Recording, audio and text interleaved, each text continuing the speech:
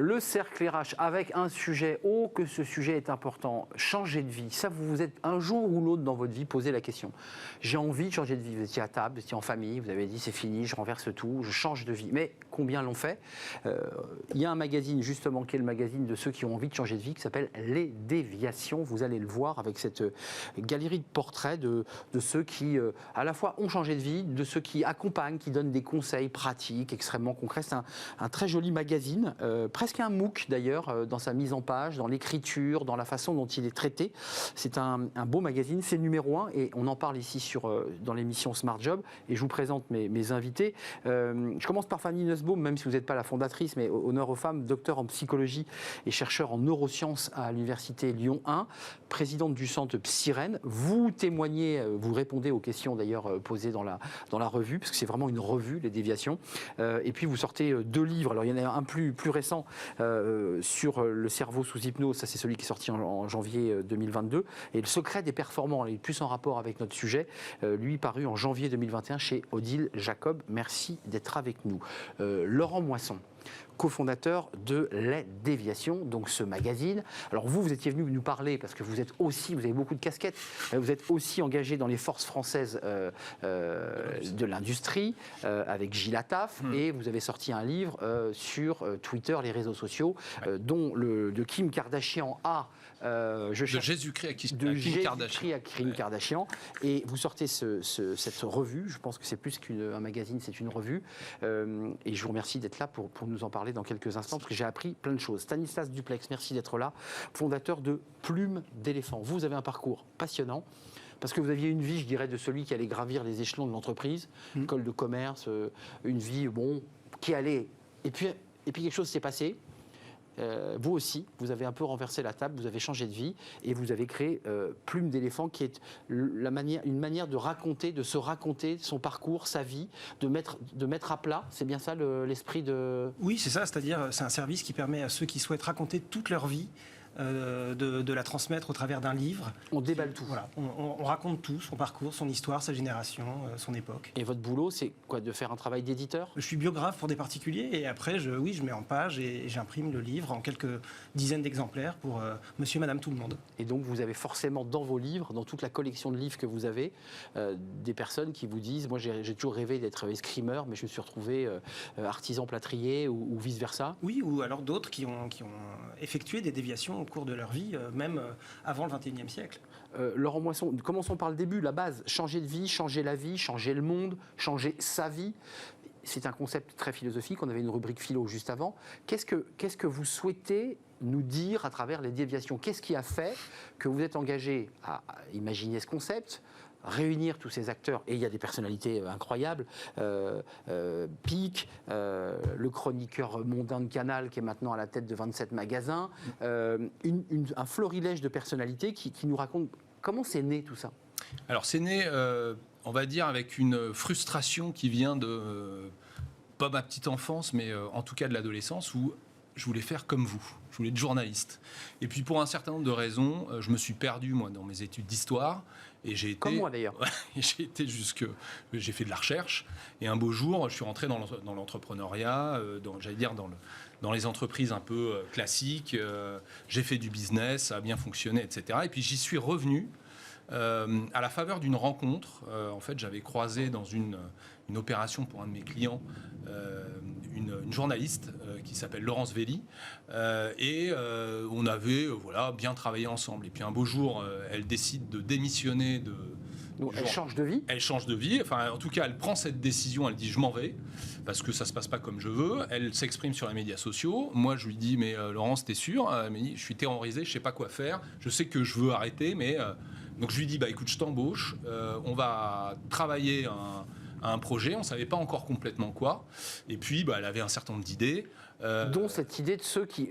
C'est l'actualité, hein. Ouais. Ceux qui basculent, quoi. Voilà, donc elle avait des choses un petit peu différentes, mais qui allaient dans ce sens-là. Et moi, je voulais quelque chose de positif. C'est-à-dire que j'en avais assez qu'on parle toujours de notre génération et de ce qui se passe finalement dans le monde en disant ça change pour le pire. Moi je disais non, il y a des gens qui font des choses, qui évoluent et finalement qui se retrouvent beaucoup mieux. Donc là-dessus, elle a retravaillé le concept, elle est arrivée avec quelque chose qui était les déviations, mais qui au début partait seulement sur les médias sociaux. Et après 3 ans et demi, moi j'ai décidé de dire... De le pousser en papier. Oui, parce qu'il faut un petit peu analyser ce qu'on a pu comprendre après des centaines d'interviews qu'on a fait, soit de personnes qui l'ont fait, soit finalement d'experts qui vont avoir un regard. Et l'idée, là, c'est de faire le point et de dire ce phénomène-là, qui est en train de balayer la société civile et les entreprises, enfin en tout cas qui change vraiment la donne sur beaucoup de choses. Est-ce que c'est nouveau ? Est-ce que pas forcément d'ailleurs, parce qu'on le voit qu'il y a... Alors pas forcément, c'est effectivement. Mais ensuite, la tentation de Venise est là depuis longtemps. Exactement. Il y a des spécificités. Quelles sont celles de notre époque, etc. Parce que on avait beaucoup aussi dans les témoignages, parce que en fait, on permet à nos témoins d'animer des événements. C'est ça. Événements d'ailleurs que tu as pu animer toi-même, Stanislas. Et on avait vu des gens qui finalement parlaient devant un parterre de personnes qui hésitaient, qui se disaient j'aimerais bien, etc. Donc avec une certaine fragilité dans ces moments-là, et qui racontaient leur histoire avec une certaine assurance. Et le risque, c'est qu'on ait des gens qui disent moi je veux faire comme lui, sauf que je suis pas lui, est-ce que je vais y arriver, etc. Et donc ils partent très vrai. dans des directions un peu comme ça. Donc j'avais voulu reprendre de la hauteur par rapport à ça. Ça commence par un très gros papier. Il est venu sur le plateau d'ailleurs annoncer sa candidature à l'élection présidentielle. Il n'a pas eu les 500, c'est Gaspard Koenig, mais qui a été repris par pas mal d'hommes politiques, de chefs d'entreprise sur son idée de débureaucratiser. Je vous pose la question parce que vous êtes psychologue, vous répondez à un certain nombre de questions sur l'idée que le corps nous parle, qu'on a des choses dans le corps, le ventre, qui est notre cerveau, pour le dire simplement. Mais est-ce que changer de vie, c'est changer sa vie ? Dans cette nuance, parce qu'on peut changer de vie, mais on ne change pas sa vie finalement. Et parfois, on la change totalement. En fait, je dirais que ça peut comme ça peut ne pas. Je crois que ce que je propose, c'est un modèle de l'intelligence, un nouveau modèle de l'intelligence qui dit que l'intelligence est un état et que donc c'est pas une capacité qu'on a ou qu'on n'a pas. On ne naît pas on naît avec des capacités, mais l'intelligence, c'est être dans un état particulier qui va faire que on va pouvoir montrer ses capacités. Mais donc, est-ce que la période dans laquelle on est, que vous observez, dont vous parlez d'ailleurs, est très propice à ces basculements, c'est-à-dire les périodes de crise, les périodes de guerre, puisque nous quittons à peine le Covid pour entrer dans une autre période d'incertitude qui est cette guerre russe en Ukraine. Ces moments de vie forts, comme ça, qui nous entourent, peuvent aussi nous aider à basculer ? Oui, il y a des gens que ça inhibe parce qu'ils ont un besoin de sécurité très fort, et il y a des gens à qui, au contraire, ça va donner un élan de créativité pour arriver à se réinventer. Et donc, plus on est dans cet état d'intelligence dont je parlais, et plus on parvient à se réinventer. C'est ce que dit un de vos experts, il dit c'est aussi dans des périodes de violence. Pour créer, il faut de la violence, il faut quelque chose, des chocs. Et je pense qu'on est dans des grands chocs. Qu'est-ce qu'il vous raconte quand vous êtes intervenu, vous ? J'imagine que vous avez commencé à raconter votre histoire avant de parler de Plume d'éléphant. Qu'est-ce qui fait que vous n'êtes pas devenu un manager d'une très grande entreprise du CAC 40 ? C'est qu'à un moment donné, alors peut-être que j'étais pas fait pour ça, je sais pas, mais à un moment donné, j'ai plus souscrit à ce projet qui était très collectif, en fait, qui m'appartenait pas. On me disait, si tu veux être un bon manager demain, il faut faire ça, les autres font ça, fais-le aussi, mais c'était pas mon projet à moi, c'était pas mon plan. Et dès que j'ai identifié cette singularité en moi, ce qui prend du temps et ce qui nécessite sûrement un regard extérieur sur son propre parcours, ça y est, j'avais déjà cassé quelque chose. Et après, il suffit de franchir le pas une première fois, et puis ensuite, tout devient plus simple. Mais ça franchit de ce modèle. Ça me fait penser au sketch de Gad Elmaleh qui fait l'inverse, qui dit « J'ai repris la Marlboro Light ». Vous vous rappelez de ce sketch qui est l'inverse. Vous n'allez pas revenir un jour dans l'entreprise en vous disant « Bon, Plume d'éléphant, c'est bien ». Mais maintenant, je vais rechanger de vie, je vais vraiment avoir une carrière dans une vraie entreprise. C'est fini, c'est-à-dire que vous tournez le dos à ça. Il y a une fable de La Fontaine, le loup et le chien, qui parle de ça, de la liberté. Et le loup préfère évidemment crever de faim qu'avoir une marque du collier qu'il tient en laisse. C'est ça, c'est exactement ça. Un loup n'avait que les os et la peau. Voilà, pourtant, le chien faisait bonne garde. Exactement. Ce loup rencontre un dogue aussi puissant que beau, gras, poli, qui s'était fourvoyé par mégarde. C'est génial. Mais c'est dingue. Vous nous faites cette fable comme ça, Bah, je peux sans vous faire. répétition par ailleurs. Mais parce que j'adore la poésie. Et parce qu'elle dit quelque chose aussi du sujet dans lequel on est là aujourd'hui. Il y a Pascal Pic qui a écrit un livre sur le télétravail et les chimpanzés. Il y a aussi un homme qui raconte moi je voulais être psychanalyste et puis finalement la vie m'a emmené. Et puis je suis quand même revenu. Je vous repose la question. Les déviations, comme on le dit, une déviation, c'est souvent pour revenir sur sa route, dans le sens, je dirais, propre du... Là, en l'occurrence, vous nous parlez de ceux, Ariel Wiesman, par exemple, globalement, moi, je suis persuadé que je ne reverrai plus à la télé et qu'il a des projets hallucinants, puisqu'il le raconte, de créer ses magasins, de créer quasiment une multinationale. C'est pas une déviation, on prend une autre route. Oui, alors après, toute la question, c'est... Je challenge votre titre. Oui, non, mais vous avez raison. Mais que je trouve très beau. Alors, déviation, c'est parce qu'à un moment donné, c'est fortuit. C'est-à-dire que vous alliez là. Ouais, c'est ça. Et puis, la route est fermée parce qu'il y a des travaux, parce que la falaise s'est éboulée, parce qu'il pleut trop, parce que vous êtes paumé. Et donc, vous prenez une autre route. Et là, vous découvrez des choses que vous allez finalement subir en partie. C'est-à-dire que vous n'étiez pas, dans votre esprit en tout cas, c'est pas une intention forte. C'est-à-dire qu'il y a beaucoup de déviations qui sont un petit peu involontaires et qui sont subies.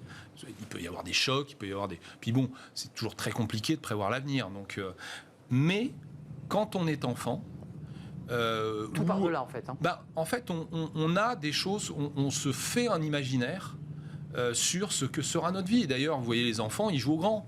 Et quand ils jouent au grand, il y en a un qui fait le papa, l'autre la maman, l'autre la grande sœur, l'autre le professionnel, le machin. Et on s'invente des choses, voilà, exactement. Et ils se disent, en fait, moi, comme je veux, quand on est petit, on veut être grand, ma vie, ça sera ça. Et au bout d'un moment, on affine ça et on se dit, ouais, ça sera vraiment ça. Et après, vous découvrez la réalité, l'expérience, et vous dites... Est-ce que c'est vraiment ça que je veux Est-ce que finalement je veux pas autre chose? Excusez-moi, encore une fois, c'est un sujet qui concerne des cadres qui sont parfois la tête dans le guidon parce qu'ils ont des obligations, ils ont les chiffres à rendre, et puis dès qu'ils relèvent la tête, ils se disent oh là là, mais qu'est-ce que je suis en train de vivre? J'avais un invité dernièrement qui parlait, il y avait beaucoup de souffrance chez ces cadres quand elle les entendait chez les psychologues, parce qu'il y avait beaucoup de souffrance de non-dit, de je vois plus mes enfants, j'ai pas de vie, finalement je donne tout à mon entreprise. Est-ce qu'on est dans un monde de basculement là? Ou est-ce que c'est au fil de l'eau, il y a toujours eu des cadres, femmes et hommes d'abord peut-être plus et des femmes maintenant qui disent c'est pas ce que je veux faire, ou est-ce que on est dans une période très particulière de notre histoire du travail? En fait, je crois que le Covid a vraiment aidé à se rendre compte du sens qu'on a envie de donner à sa vie et que c'est possible en fait de faire autrement. Avant, on pensait que c'était pas possible.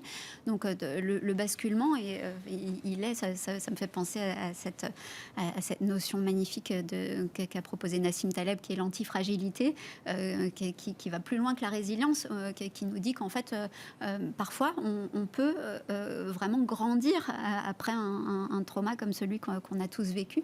Et donc, oui, c'est le cas pour certains. Bien sûr. Ils se révèlent à travers cette crise majeure qui les a ébranlés. Mais c'est cette notion, une notion qui est très peu connue, qui est la notion de croissance post-traumatique. En fait, on parle beaucoup du stress post-traumatique, mais on ne parle pas de la croissance post-traumatique. Et maintenant, il y a de plus en plus d'études, mais elles sont encore hyper confidentielles, qui montrent qu'après un trauma, en fait, on peut en ressortir plus fort. Et c'est ça, cette notion d'antifragilité de Nassim Taleb. Et je crois qu'il faudrait vraiment... bon, moi, c'est ma fibre de chercheur qui dit ça, mais il faudrait vraiment développer beaucoup de recherches sur cette croissance post-traumatique. Ce qu'évoquait Laurent Moisson, c'est-à-dire les médias positifs et aussi faire une forme de psychologie positive. Oui, un traumatisme, on peut avoir le post-trauma, mais on peut aussi en sortir grandi, reconstruire sa vie. C'est aussi de ça dont il est question. Alors, il y a une toute petite nuance avec la psychologie positive, mais en fin de compte, on s'est compris, c'est que il n'y a pas cette idée de peut-être cultiver des idées positives, du bonheur, etc. Au contraire, il y a cette idée d'accepter le clash, d'accepter, Haro sur la communication non violente et tout.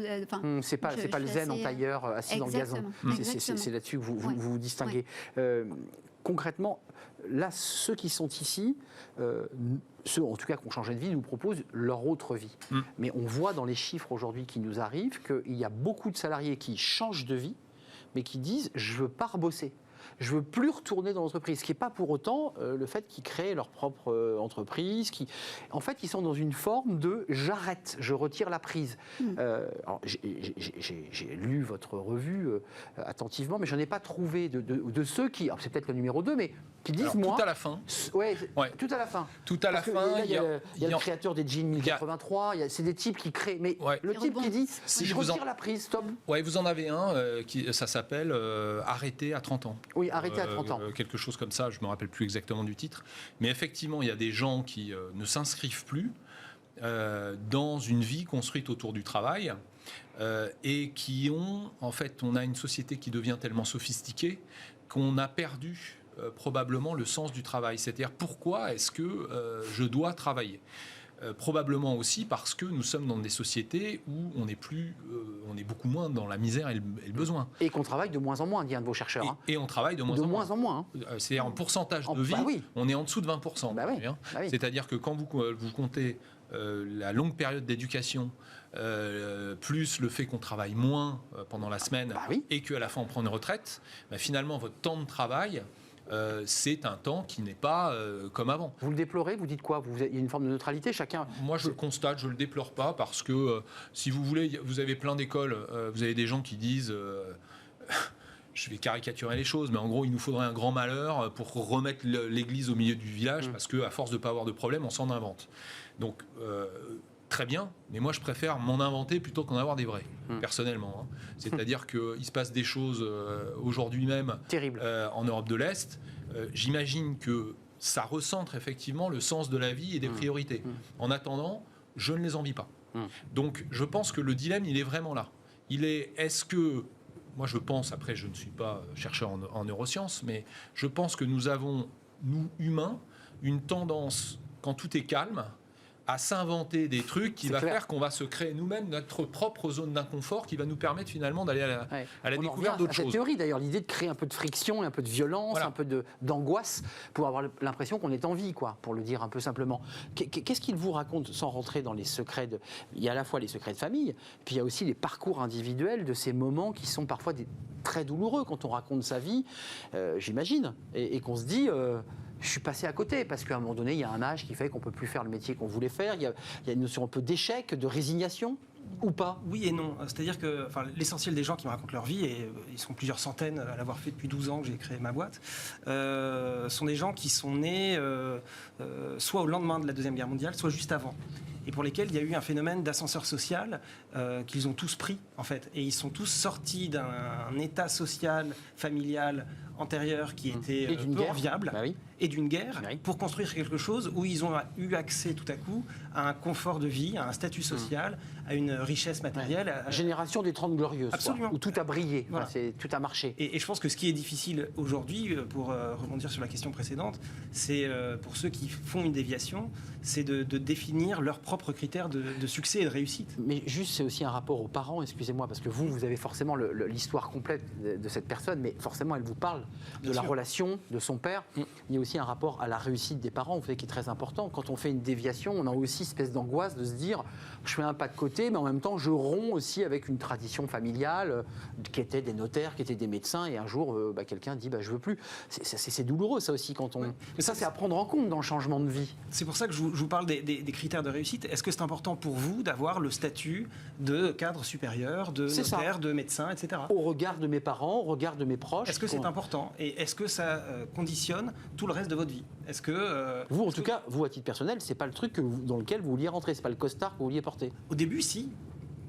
Et puis finalement, ce rêve s'est éloigné de moi. Mais je m'en suis éloigné. Finalement, dans l'histoire qu'on se raconte, je ne sais pas si c'est votre cas, Fanny Nussbaum, mais dans le vôtre, en tout cas, vous démarrez l'entretien en disant « mais moi, je voulais être journaliste, puis bon, pour erreur d'aiguillage, mes parents, la vie, les écoles, le business. » Mais finalement, ça y est, vous êtes redevenu journaliste, là. Vous êtes devenu directeur de publication, c'est-à-dire que vous relisez les articles. Il y a mon nom comme directeur de publication. Ça a dû faire quelque chose. C'est vous qui, finalement, la première déviation, c'est vous qui l'a faite en faisant ce journal. Ah bah oui, bien sûr. Après, si vous voulez, moi, je prends ma casquette d'historien et également, effectivement, c'est ce que j'aime bien écrire dans mes livres.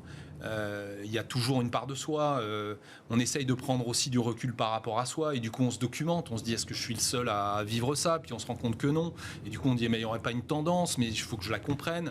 Et vous tirez le fil et vous retrouvez finalement sur votre plateau avec des gens formidables pour parler du même sujet qui est vécu par tellement de gens. Je vous taquine, Laurent, mais c'est un peu à cause de votre revue qui démarre, mais que des centaines de milliers de collaborateurs veulent plus bosser dans les grands groupes du CAC, ne veulent plus être recrutés, Alors, parce que c'est le débat qu'on a chaque semaine. C'est-à-dire, les patrons nous disent on recrute pas, ça marche pas, ils veulent plus. Alors nous, on dit pas ça. On essaye justement de ne pas tomber dans les poncifs de la grande entreprise, c'est toujours dramatique, etc. Ça ne convient pas à tout le monde. Mais nous, on a illustré un certain nombre de témoignages avec des gens qui quittent la grande entreprise, qui disent super, je suis fleuriste. Ça ne leur va pas du tout d'être entrepreneur parce que vous avez un autre stress qui n'est pas le même. Toi, tu gères très bien le stress de l'entrepreneur et tu gérerais moins celui du cadre dirigeant d'une grande entreprise. Il y en a d'autres, c'est le contraire. Et donc, ils vont revenir, et ça, je l'ai vécu, moi, avant d'écrire ça, en fait, en tant qu'entrepreneur, comme j'avais gagné ma vie en vendant ma boîte d'avant, j'ai financé certaines personnes que je connaissais pour qu'ils deviennent entrepreneurs. Et j'ai un exemple très précis de quelqu'un qui travaillait dans des missions de conseil, etc., qui se sont dit, voilà, moi je rêve de devenir restauratrice. Ils se sont inventés une histoire. Et 5 mois après, ça ne va pas du tout. Et elle est revenue dans des métiers proches du conseil. Et là, c'est une vraie déviation. On sort de route, puis on revient sur sa route. On revient là, et en se disant... En fait, c'est le truc qui m'a fait penser que non, j'étais très très bien, donc mais je voyais... Je veux sortir de la route pour me rendre compte qu'en fait, là où j'étais bien.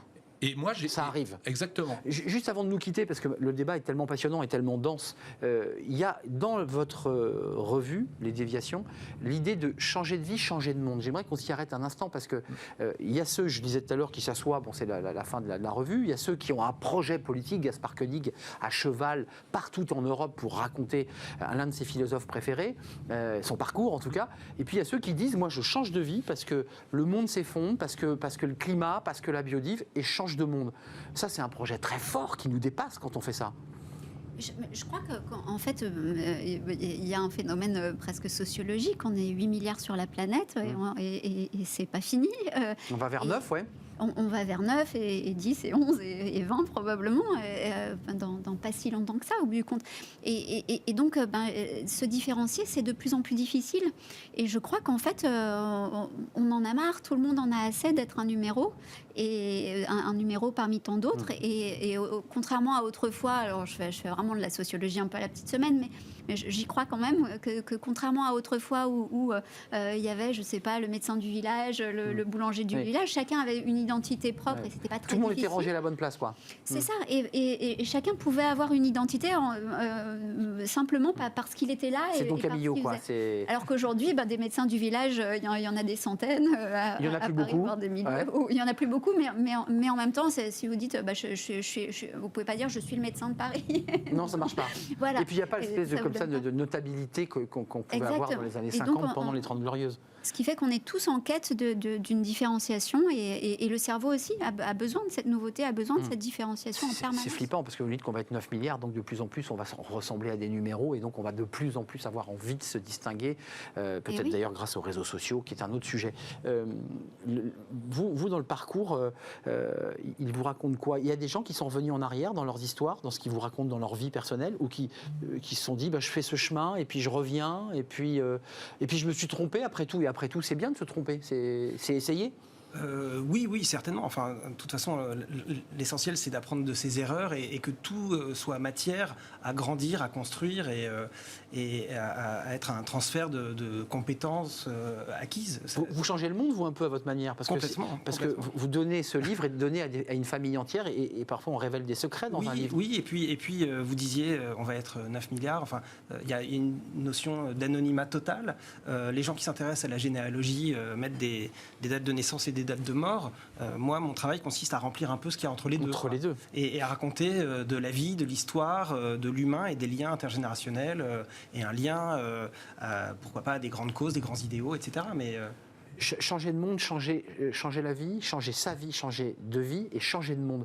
Il y a pas mal d'exemples là de personnes qui disent, moi je suis un militant, même celui qui fait ses vêtements, les jeans 1083, engagé d'ailleurs dans le Made in France. Il y a une philosophie dans ce qu'il raconte et dans les forces françaises de l'industrie. Exactement. Je pense que ça tient en fait à la fonction qu'on donne au travail. Le travail avant, c'était pour ne pas mourir de faim. C'est ça, Hein, nourrir la famille. Il fallait travailler pour gagner sa pitance, et sans pitance, et plus rien. Donc, avant, finalement, c'était assez simple, c'était basique. C'est ce que dit Fanny. Pourquoi en fait, je travaille? Pour rester en vie. Oui. Aujourd'hui, on est dans des sociétés, finalement, où c'est moins le cas. Du loisir. Et il faut qu'on trouve un sens alors qu'il n'y a plus de sens absolu et basique comme c'était le cas.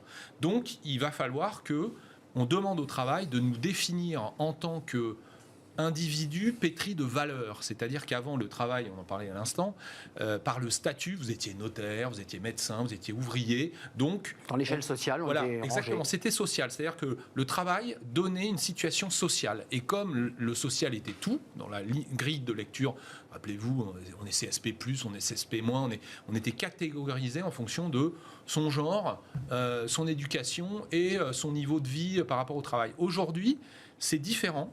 C'est-à-dire que vous avez de plus en plus de gens qui disent « moi, je préfère descendre d'une catégorie ou deux, Je vais retrouver ma liberté. mais être aligné avec mes valeurs, avec le sens de ma vie ». Et vous avez aussi l'effondrement des grandes religions. Ça aussi, ça donnait un sens à la vie, ou du communisme, peu importe. C'est-à-dire tous ces grands systèmes de valeurs qui faisaient que... Ça cadrait, en tout cas. Voilà. Ça cadrait le cerveau. Maintenant, c'est un peu... il faut choisir, quoi. Merci à vous. Je voudrais qu'on revoie votre... alors, on peut dire revue, je pense que c'est une revue. C'est très chic. Oui, c'est très chic, parce que ça ressemble vraiment à une revue dans sa mise en page. Allez voir en kiosque les déviations. Les déviations numéro 1, changer de vie, changer la vie, qui est la première revue qui parle de ceux qui changent de vie. Il y a Pierre Rosanvallon, Fanny Nussbaum, Gaspard Koenig, je l'ai évoqué, il y a le patron, le DRH de L'Oréal, qui dit des choses assez incroyables sur la relation aux salariés. Il parle cash. Lui, il est très cash. C'est très intéressant. Monsieur Jean-Claude Legrand, et puis plein d'autres qui sont à découvrir avec des belles photos, des belles iconos. Voilà, c'est une belle revue. Merci Fanny Nussbaum avec ce livre, alors qui n'est pas lié, mais c'est Le cerveau sous hypnose. Oui. Et puis votre livre précédent 2001, ça c'était Le secret des performances. Le secret de 2021. Janvier 2021. Oui, je crois que vous avez dit 2001. 2001. C'est pas grave. C'est l'Odyssée 2001. Voilà. J'ai fait une déviation dans mon langage. Merci à Laurent Moisson, cofondateur des Déviations et vice-président des Forces françaises de l'industrie, chef d'entreprise, engagé et devenu journaliste évidemment parce que vous en rêviez. Stanislas Duplex, merci de nous avoir rendu visite, fondateur de Plume d'éléphant. Vous avez changé de vie et vous êtes un homme heureux. Très. C'est ça, Oui. on finit comme ça. Voilà, c'est une note positive qui correspond à l'esprit de votre revue. On termine avec Fenêtre sur l'emploi, notre émission, avec le recrutement. Mais un recrutement, vous allez voir, fun, on en parle.